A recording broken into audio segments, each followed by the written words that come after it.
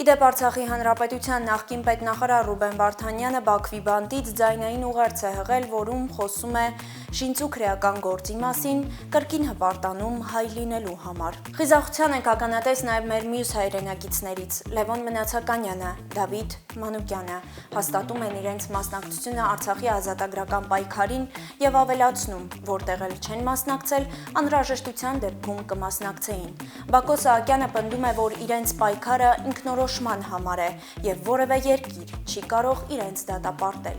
Ի հակառակ սրան Հայաստանի իշխանությունից լսում ենք Արցախը եւ Հայաստանի հողերը թշնամուն հանձնելու, նվիրելու ելույթներ ու գործողություններ։